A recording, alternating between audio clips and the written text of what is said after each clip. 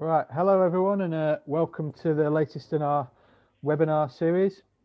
So we're very fortunate to have Ian Ratcliffe here, who's I guess an alumni of my old university, Loughborough. So we went to the same university and probably frequented the same bars and so on and so forth, but many years ago now, half a lifetime ago, I guess, a little bit more.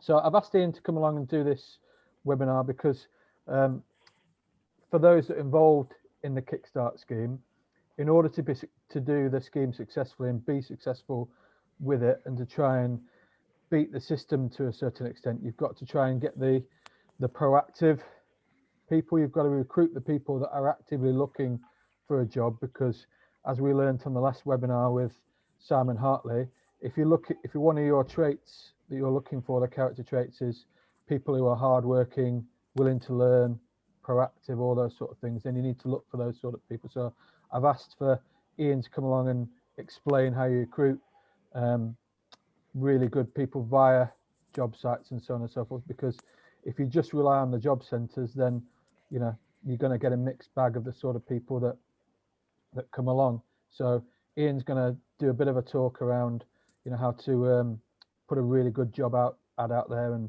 from his experience, so on and so forth. So for those that don't know Ian's sales director at Leisure Jobs, one of the major recruiters or sites in the sector. I'll let him tell you a bit more about himself. And for those that don't know what the Kickstart scheme is, and this is the first experience of trying to understand what it is, the Kickstart scheme is part of Rishi Sunak's plan for jobs. It's a multi-billion-pound investment by the government in encouraging employers to take on young, enthusiastic, bright, hardworking people who are just looking for a chance in some sector. So within our sector, within the sectors that we all work in, we've got an opportunity to recruit the brightest talent in there.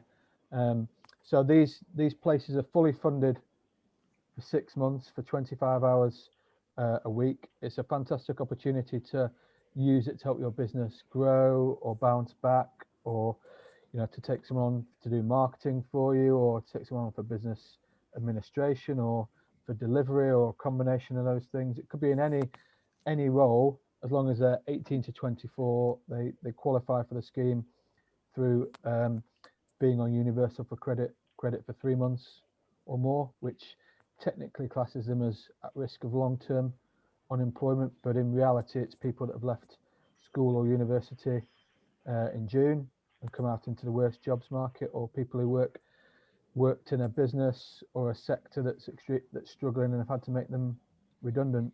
And there's going to be even more talent comes along in April when the furlough scheme finishes, because currently within this age range there's about 15% unemployment compared to 4.8 nationally. So, and that's going to continue to rise as the furlough scheme finishes in April. So there's going to be a lot of talent out there to recruit. So it's the reason why we're trying to do these webinars and tapping into expertise of people who really know their stuff like Ian, is to try and get more than our fair share of that talent into the sector, rather than just relying on a work coach in a job centre to send you the right CVs. Because even if they're the best work coaches in the world, they're inundated. They've got thousands of CVs on their desk, and they just need to get them into a placement. So we're not going to rely on them just to do all the thing. We're going to be a bit more proactive. And if anyone wants any more details on the Kickstart scheme, feel free to get in touch with me afterwards. I'll put my details in the chat, or you can find me on LinkedIn, or most of you are on this because you're already dealing with us. But if you're not, then just give us a shout. I'll pass you over to Ian now. I'll let him introduce himself a bit better than I can. Obviously, he knows his achievements greater than I do, and then he can get into explaining how you can utilize websites like theirs to recruit really good talent. Over to you, Ian. Thanks, Mark. If we're talking about my achievements, I don't think that's going to take very long. But yeah, thanks for that kind introduction. Yeah, very briefly, my background, I'm 25 years in sport and leisure and recruitment, really, a mixture of the two, as an operator and as a recruitment job board supplier since 2006. So seen the market change massively in terms of the way people recruit in certainly the last 15 to 16 years, from relying on things like print advertising and trade publications in the job centre to actually being a little bit more honed around how they target candidates with things like social media, and of course what we're here to talk about today, which is online job board advertising. So the purpose of today is just to give you an overview of what my perception is of the market at the moment, what tools you can use or tricks of the trade you can use to actually have a bit of an advantage on your competitors when it comes to recruiting the best Kickstart employee. And we'll summarise that as we go along. As Mark said, if you do have any questions or comments, if we don't get to answer them all today, which hopefully we will, my contact details are there as well, which I'm more than happy to answer any individual queries you might have, or things that might be a bit jargonistic in this that you may not understand and we haven't got time to fully explain. So I'll crack straight on if that's okay, Mark. Yeah, go on, mate. Sorry. So first question, what's the most valuable asset as a business? And comes as no surprise to my opinion is that is your staff. So your staff clearly influence every single part of your business, from your bottom line to your customer experience to marketing, admin, perception from the outside world. And it always amazes me working in the health and fitness sector, for example, where I've had incidences where I see ops directors won't blink at spending £6,000 on a treadmill, but will query a couple of £100 on advert for a key member of staff. And I always try and educate on the influence that member of staff has on their business other than a single treadmill. Aim of this is to give you the tools to recruit the best potential Kickstart employees through online job board advertising. Okay, so what recruitment methods or mediums are available currently, and what are the risks? I've decided just to sort of give you a very brief overview. I haven't so much played on the positives, more the risks, so you can go and assess those in your own way, but I'm sure you'll be aware of some of the positives. So firstly, we have things like print. This used to be the old way of doing things, local newspaper, trade magazine, that kind of thing. Risks, you have to send in logos, you have a labour and a design cost on designing the advert. Usually these publications, unfortunately for them, have a diminishing readership. And it is very, very difficult to have any metrics on who you've reached with a print advert. You have word of mouth. Okay, so you decide to tell your friends and family that you're looking for someone, an entry-level employee, for example, and the risk of this is that your best friend has someone who might not be relevant, and you end up having misplaced loyalty to friends or family by taking a risk on someone who might not necessarily meet the criteria that you're looking for. You have recruitment agency, the traditional recruitment agency model that a lot of you might be aware of. We also have this within our business, which is like a bricks and mortar recruitment agency, whereby you pay a company to both shortlist and send you applicants based on your criteria, and then you pay them a percentage of first year's salary. It's a great way of recruiting, but it's incredibly costly. For example, if you were, let's just say you had a £15,000 per annum employee and you were paying 12% recruitment fee cost on that, that's running into a couple of grand straight away. So recruitment agency, we usually recommend at the sort of higher end exec level of recruitment, not necessarily the entry level at Kickstart. Social media, very effective way of getting the word out there, as we know, and very, very quick way to get responses quickly. Risks, I would say, it's an open forum. There's very little regulation on there. So you risk negative feedback or comments about your brand within that forum with no comeback. And it does eliminate some of the candidates who might not be using that platform, be it Insta, Facebook, Twitter, etc. So for that reason, today we're going to focus on online job boards, particularly my particular job board, only because I know that better than any others, but I'm not, silly enough to pretend there's not a competition out there. So the likes of Leisure Jobs, which is mine, Indeed, I'm sure you've all heard of, which is a very generic job board platform, and like the CV Library, Monster, Total Jobs, those kind of things. The benefit is low cost, high exposure, and therefore low risk. So moving on, why use an online job board? First of all, 79% of all candidates search for jobs online. 90% of your potential Kickstart demographic search for employment online. So that's probably the key stat that you would want to look at. Online advertising gives you metrics and a definitive return on investment, cost per application, cost per hire. So as a business, you know, you need that business intelligence to look at where did that employee come from? You know, shall I use that route again to try and get my next employee, as opposed to word of mouth or something along those lines. You can see from minute one how many clicks, like you can with Facebook advertising, how many clicks you had, how many opens, how many people applied, of those people, how many interviewed, and obviously ultimately who did you hire. Why would you use my job board platform for your franchise? Well, scope first and foremost. We're the largest specialist job board network for sports and leisure candidates in the UK. We've got 1.5 million candidates overall. Trust. We were established in 2001, so 20 plus years of trading in residual Google rankings. A bit of a jargonistic term. All that means is if the amount of relevant content we've had in 20 years means that Google trusts us for a lot of the keywords that candidates would be searching within fitness, leisure, franchise. Our demographic, 312,000 18 to 24-year-olds registered on our platform.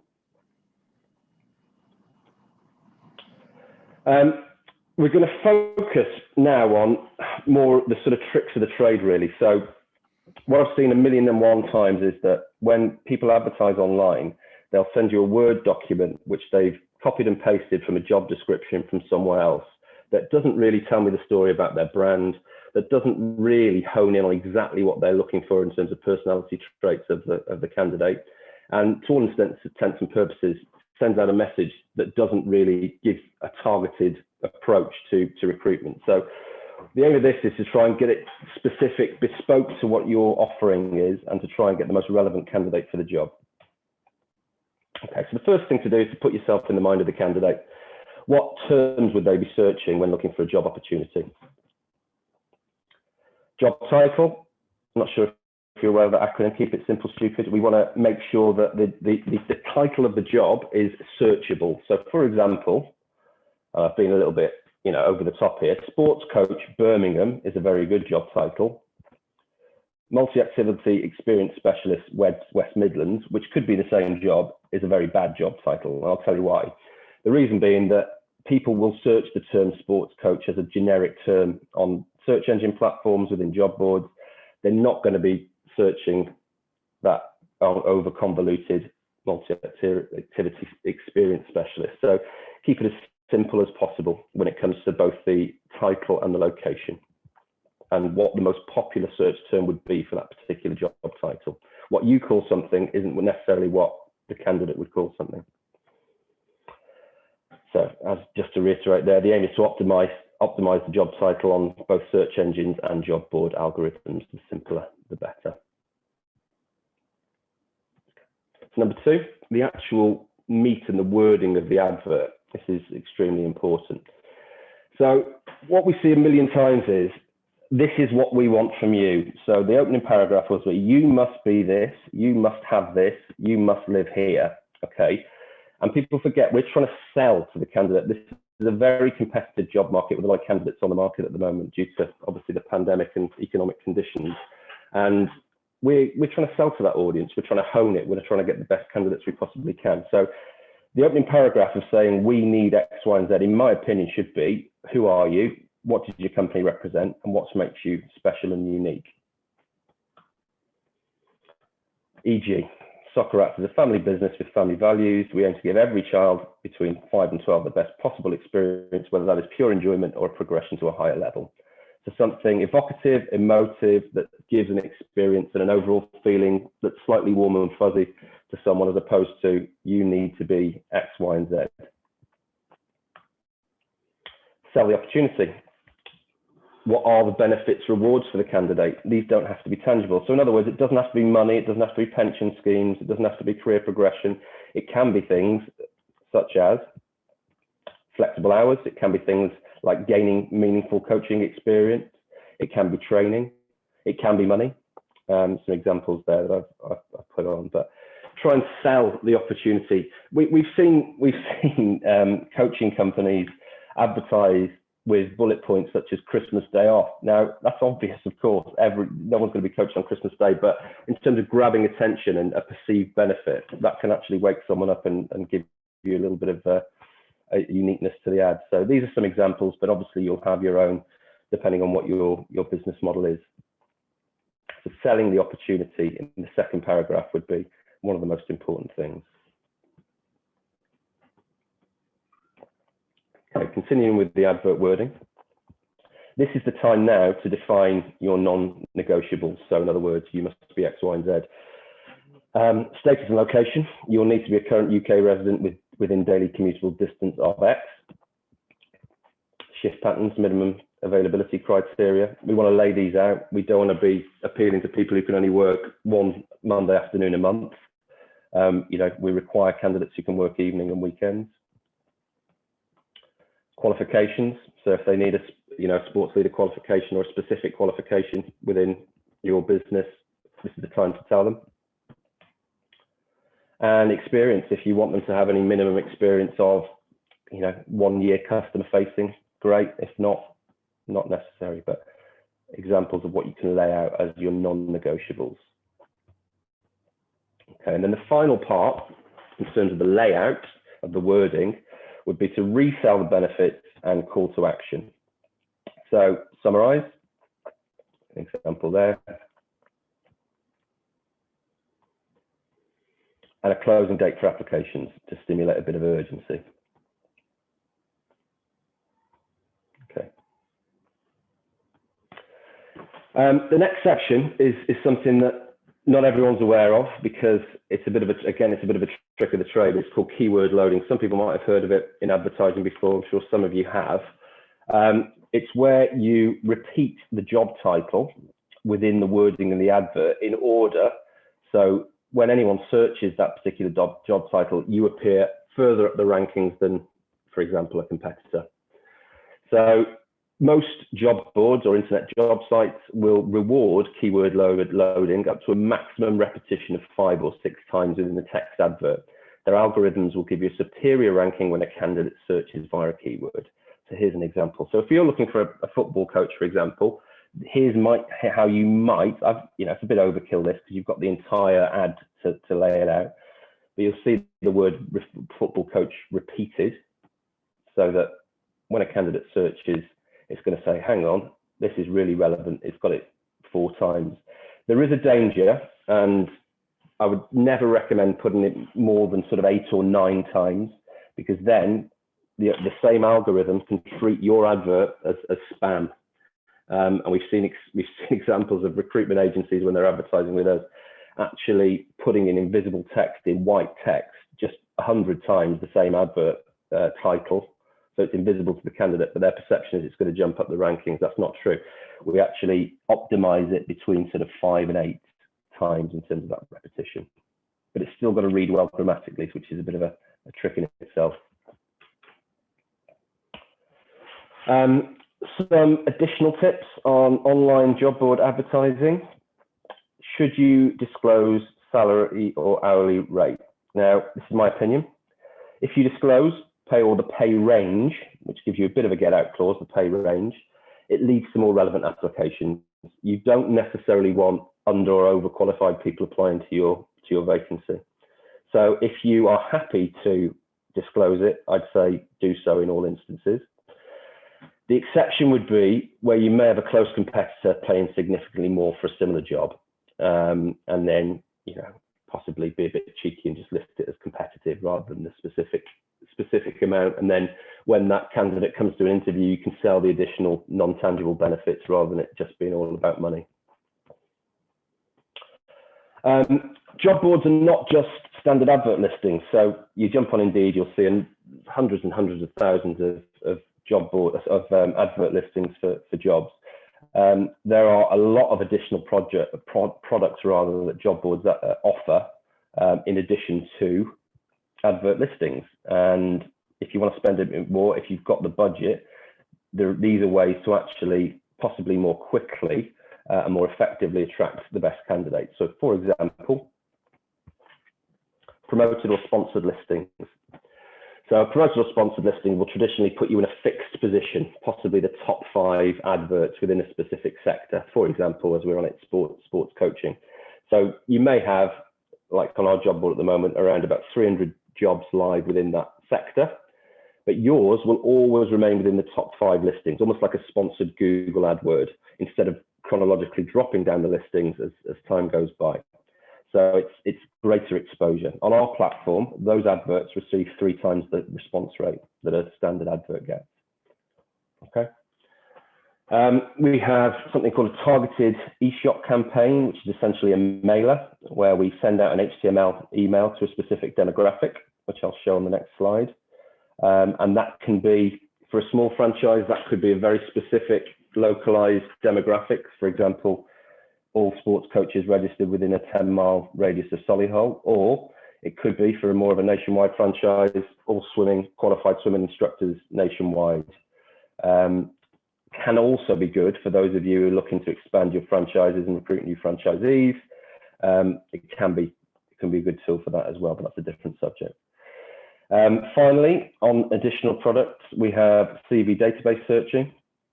So this is where you actually have access to a job boards database, and you can actually just go in there, type in search criteria to try and contact those candidates directly yourself. Okay, so you've actually got the ability to proactively contact as opposed to them contacting you. Okay, so that can target the passive as well as the active candidate. Okay, there's a couple of e-shots that we've done, just give you an idea of what they look like. So that would land in, so you can see this is specifically for the Worcester area, and the demographic would have been registered sports coaches within a, say, 15-mile radius of Worcester, and that would have landed in, let's say, for example, 900 people's inboxes. Okay, so that's one that we did for Sports Plus scheme. Here's one we did targeting franchisees rather for Premier, which is slightly different. So this is more of a nationwide campaign, whereby we would look at people who were registered in business opportunities or potential franchises. Okay. And then finally, CV database usage, what that looks like. You can see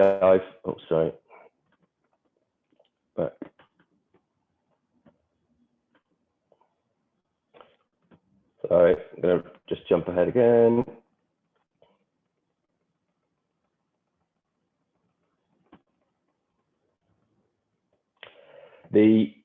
My criteria for the first CV search was for a coach or football coach within Birmingham, and that drew up 3,197 results. So essentially, you could search all of those CVs or search keywords within those CVs and contact those candidates directly. Similarly, one for a franchise or franchisee nationwide, 7,925 there. So just an example of how you might utilize a CV database product. And that's it in summary. I hope you found that somewhat useful. It's quite a lot to take in, and I'm aware that I've probably used some terms that are jargonistic within online recruitment and online job board advertising. So more than happy to take any questions on email, or if you want to ask any questions now, that's also fine.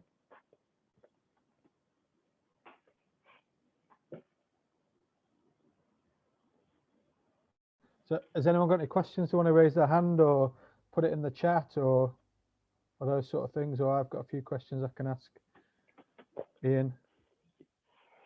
Could you stop your share, Ian, and then yeah, sorry. Then your picture will come up. There we go. Oh, hello, everyone. There we go. So anyone got any questions they want to ask before I ask mine? I don't have on this process, but the next, so I've done a job application already, and I've been flooded with CVs. It's just going through them. I guess the next stage of that, really, is that, are we going to get into that? Yeah, is that Samantha? Is that through the job centre? Is that through advertising on a job board? I just whacked it on Indeed to test it, basically. So they've been quite I would say with Indeed, and it's a mega global model, it's a huge company. they focus generically, so you get a lot of volume, sometimes not a great quality. Yeah. With our job board, we allow you to put up to 5 filter questions on the advert to try and prevent that huge volume and hone the quality. So one of those filter questions might be, can you demonstrate that you're a current UK resident with the ability to live and work, with the right to live and work here? Question number 2 might be, do you live within a daily commutable distance of Worcester? Yeah.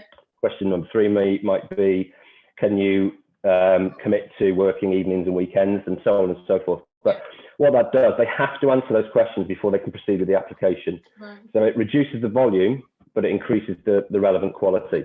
So indeed, whilst it's great and you can put a free ad on there, it's always going to give you that issue of massive volume, particularly in a market like this, where there's more candidates than there are jobs. Yeah.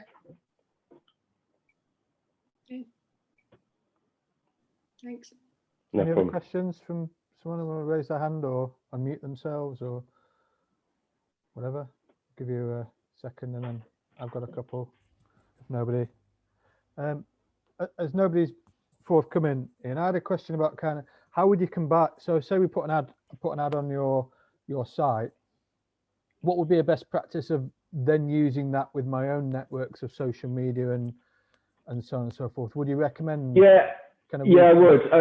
We do it a lot with LinkedIn. So we see LinkedIn as a slightly different offering to what we did. It's more of a business social network, isn't it? And we think that retweeting or reposting on various social networks can only be a benefit. You've got to guard against that huge volume scenario again, particularly at the lower level, at the entry level. We do it absolutely, and we get a lot of clients who do it. So they'll just copy and paste the link, and they'll put it on LinkedIn, or they'll put it on Facebook within their groups, or on their Twitter groups. And with things like that, monitor the volume. If you're thinking you're getting too much or the quality is irrelevant over the first couple of days, then you can always take it down. But absolutely, we've got, the more reposts and referrals we get, it's better for both parties. Yeah, because the reason why I asked that is the whole point of this, and using a site like yours or whatever is so you get the better quality candidates, you get the better people looking for it. And sometimes people might be outside of they've been sent to a certain job centre, or the job centre is advertising only to those people who are listed with them. That they might be at the job centre down the road, or nowadays that there's some employers who are coming on the scheme that nearly all of the work is remote, so they don't actually need to live within commutable distance. Absolutely.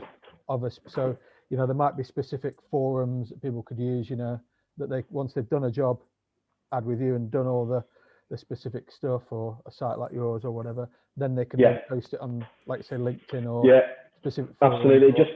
We just become the shop window essentially. But 100%. Yeah, we'd encourage that. Yeah. Oh, that's great. So it's good to hear that you would encourage kind of relisting it or reposting it in lots of other places where the good quality candidates might be. For example, a client that is they're recruiting in a climbing wall, they might post it on climbing forums or something like that. And for us, it's good marketing. It might lead to other registrations of similar-minded candidates, and it's a snowball effect. So absolutely. Oh, that's great. Yeah. So just another question around so a lot of people ask a question around 25 hours because that's the minimum you can offer, but they don't know whether they're going to offer. So would you say something like starting at 25 hours, potentially increasing? Yeah, I mean, you don't have to be committal. But some detail around what this looks like. The more detail about what does this look like on my average week is better. Bear in mind, we still get loads of applications for 0 hours contracts, so it's not going to eliminate people. But my angle always is be as specific as you possibly can. So if you say, for example, starting at 25 hours, that's absolutely fine. And obviously, I guess the employer's paying the top up over and above the 25 hours. Is that right? Yeah, exactly. So the government will subsidise up to 25 hours, national minimum wage. So you can pay people more. You can use more hours, but often people are starting their contract at 25 hours, and then when they're, you can tell pretty quickly if someone's really good, and if there's more work, you can give them more hours, can't you? So it's just whether you would advertise, starting at 25 hours. Yeah, I think that's what I would do. Like Yeah. Yeah, and then so some employers are offering things like bonuses based on achievement or so on and so forth. Would you put those sorts of things in? How much 100%. detail would you put? Yeah, it doesn't have to be massive detail. You can put plus bonuses is enough. If there are examples of what those bonuses might look like, or an OTE or a tangible thing, great. But if not, plus benefits and bonus is sufficient, I would say.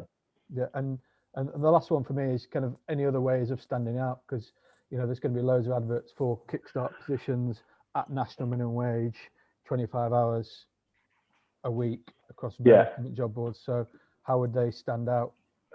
Other than the techniques that we've discussed here in terms of selling the adverts, the only if you follow that template, you're going to stand out from the average employee without a doubt, because we're giving you the tricks of keyword loading and selling the opportunity as opposed to it just being a job description. But as always with these things, you get for what you pay for. So just to give you an example, our standard advert is 150 quid plus VAT. But if you invest 350 quid plus VAT for a promoted or sponsored listing, you're going to get quicker, better responses. It's as simple as that. It's more exposure. It's more highly targeted. So it's a combination of following the guidelines that I've sort of laid out here, and if you've got the budget, utilising a sponsored or promoted listing rather than a standard listing. Okay, that's great. Has anyone else got any questions? Just check in the chat, or anyone want to stick their hand up or unmute themselves? Yeah, hi guys. Just a quick question. I guess it's more just sort of partly on how does the process work in terms of the Kickstarter roles. So obviously, if we're advertising on a job board, I assume we say this is a Kickstarter role, and then we start getting through the job board. Do we then go and so we go back to those applicants and say, okay, go and speak to this job centre that we're dealing with? Is that how it would work? This is bypassing the job centre in terms of, correct me if I'm wrong here, Mark, I don't want to speak out of turn, but what we're doing is providing a way of applications going directly to you that doesn't involve the job centre. Yeah, so to answer Alistair's question there, what would then happen is you would just need to double check with them that they're on the Kickstarter scheme. So they should know that their work coach should have, put them onto the Kickstarter scheme. If they're not sure, they then just go and double check with their work coach. And then what happens is the work coach will go and say, look, I want to work for this Tri-Tag rugby company. It seems a great opportunity. Are they on the system? So then they would go and check that you're on the system, type in your company name, number, all those sort of things. And then what the work coach does is then marry up the two things. A key thing to understand as well is when you send in your vacancy template through me, you ask for a certain amount of CVs. It's worth asking for probably more than you would, because then it allows you to do an advert and get CVs in and cross-reference those people. Because once the job set, say he puts 10 CVs down, I'm willing to see 10 CVs. Once the work coach at the job centre has sent you 10 CVs, they think their job's done. Right. Yeah, they won't send you any more. That's your allocation. So if you were going to take 10, then you might take 20 or more, because there might be a bit of a mixed bag that comes through the job centre. Then what you do when the applications come through directly is you can find the right people and then get them to cross-reference with their work coach in the job centre and say, look, I've seen this thing, I've spoken to the people, I'm going to apply. Can I double check that they are a Kickstart employer? That's what they'll do. And you're then just double checking with them that they're a Kickstart employee. And before you appoint them, you would then just get they've got a unique code that identifies them, which enables the DWP to then communicate to me that this person started, and then they're going to reimburse you somewhere between 2 to 6 weeks in arrears. Cool. So basically, if we've got those, say it was capped at 10 CVs, if we've got those 10 CVs from our coach that we're dealing with, we can still get more directly from matching up people who are already on the scheme that we've recruited separately.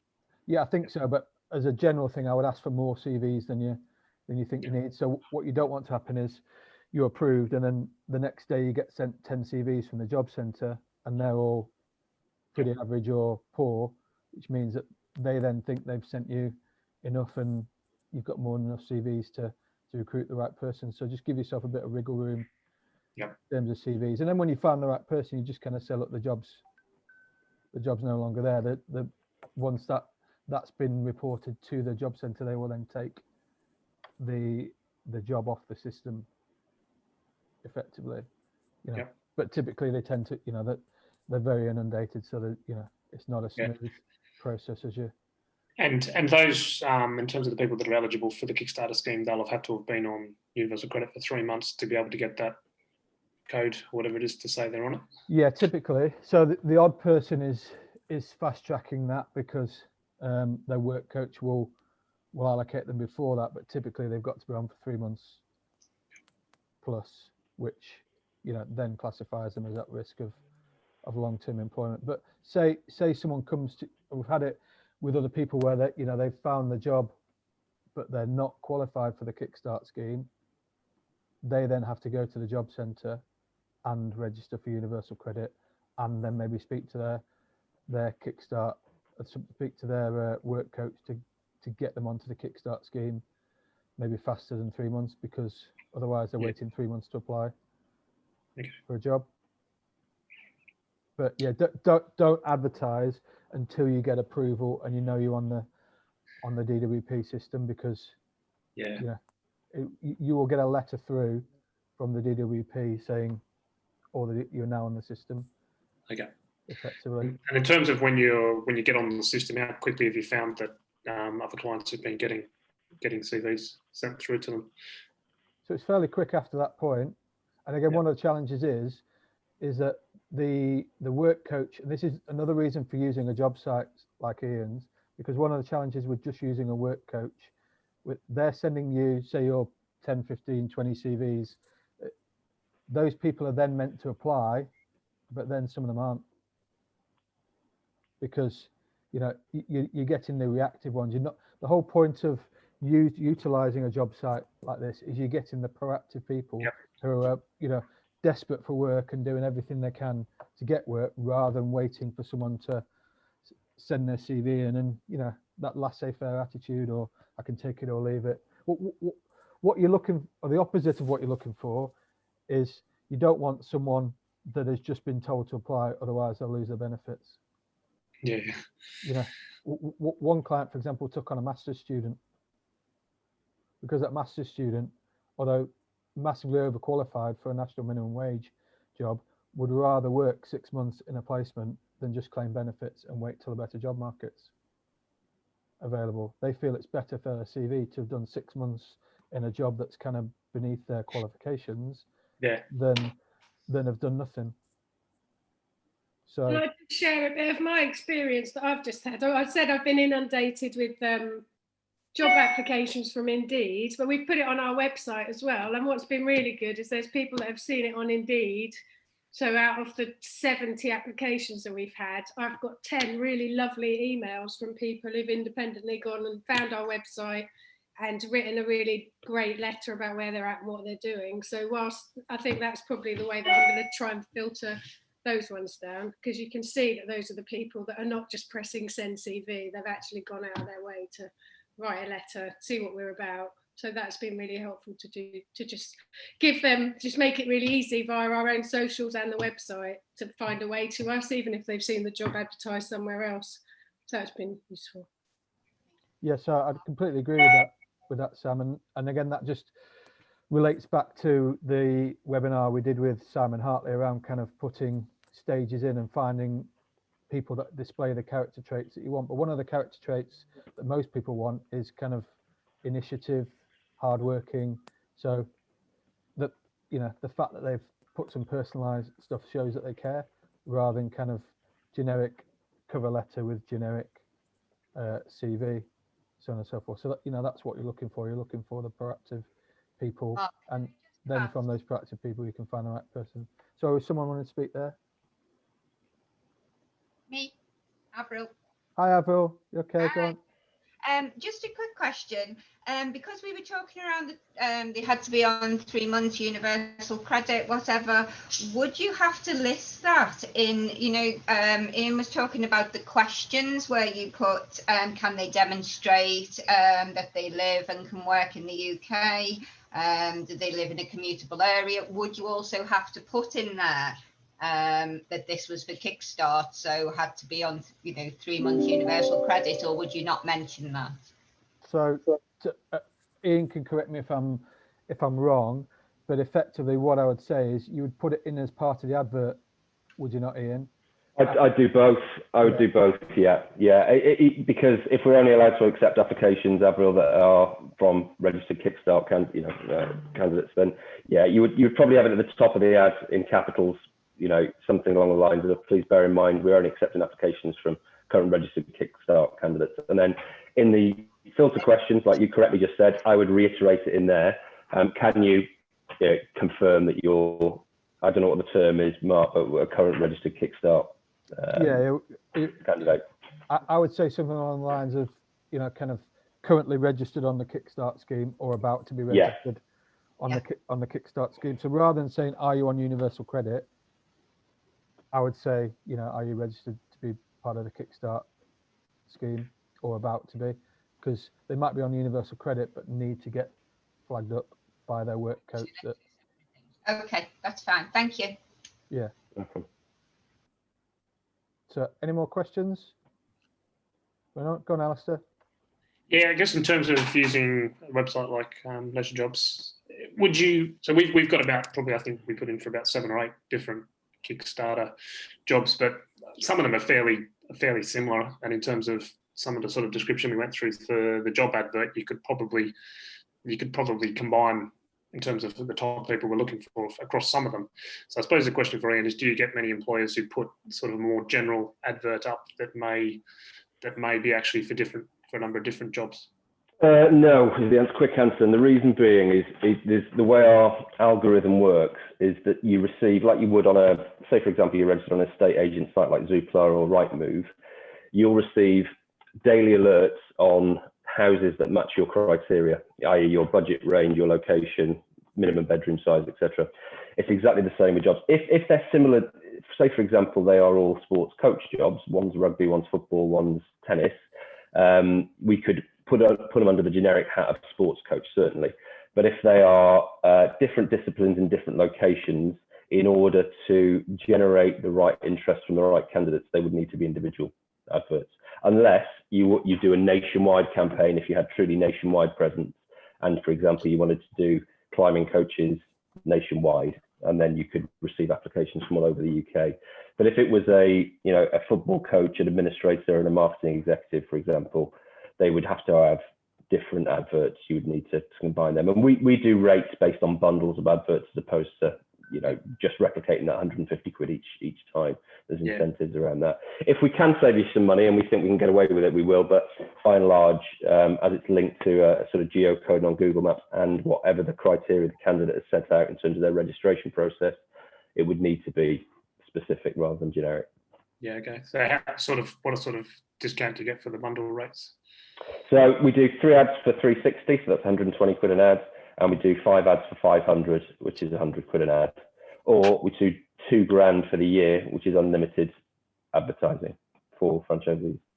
And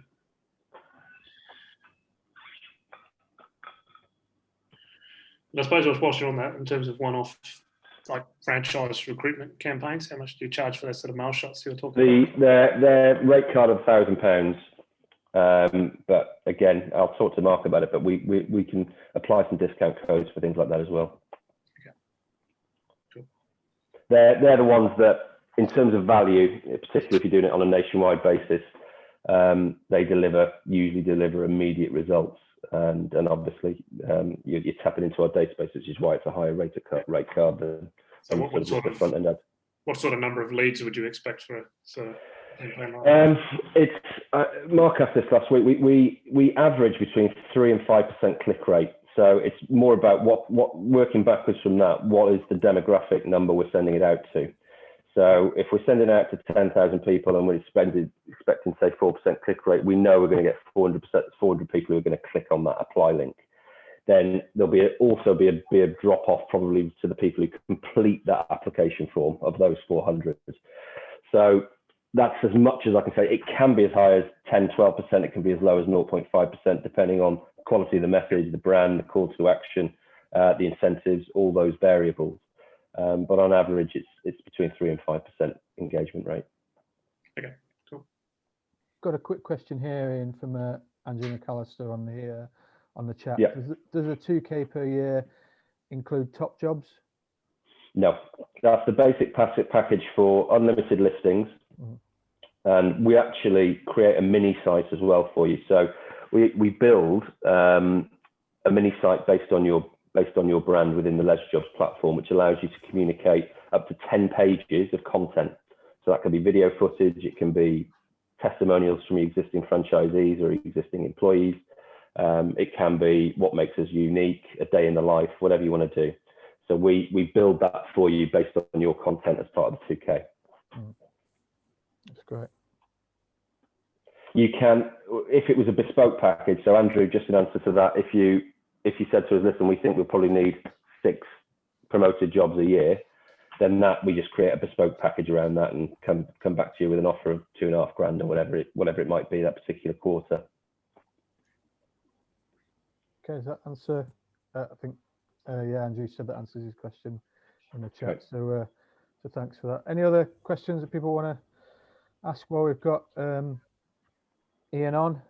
Or, you know, if you want to take it offline and ask Ian directly for your, you know, of course, his details are on the start of the webinar, and, you know, you can, we'll send the slides out, and if you send the slides on to me, and we'll pass them on to everyone, and we'll send we'll put the webinar up on the YouTube channel and send it on to people so they can review it and, you know, make sure everything's kind of gone in, because a lot of detail there, isn't it? You know, when they're actually doing the advert, they can go back over it and make sure they've got everything. Just use it as a template. Yeah, exactly. Absolutely. Yeah. So any other questions quickly, or no? Lots of shakes of head. Last chance. Go in, gone. So I'd just like to thank Ian for all his time and expertise and experience, and, you know, I think that will really, really help people, because, you know, the danger is that you just stick it, you rely on the DWP and the job centre to do their bit, and, you know, with the best will in the world, that's going to be variable. And, you know, even with the hardest work coaches in the job centre, they're extremely stressed, extremely busy. They've just got to get CVs off their desk, and, you know, they might not be filtering as much as you should do for an advert. So it's a really good principle and a really good process to go through. So I'd like to thank Ian on behalf of everyone for passing on your expertise, and there's quite a few thanks in the chat as well, Ian. Yeah, thanks guys. Yeah, and if anyone wants to get in touch with me, obviously you should know all my details, but if not, you know, when we send through all the slides and stuff, you'll get all that details. Want to speak more about the Kickstart, want to speak to Ian more about what Leisure Jobs and their other sites do, then feel free to get in touch with him directly via the details he's put up online. And, you know, I've sent quite a few clients to Ian over the years. He's always done a good job for them. He's a decent guy. Thanks, Mark. Right, cheers guys. Thanks guys. Thanks everyone. Thank you. All the best.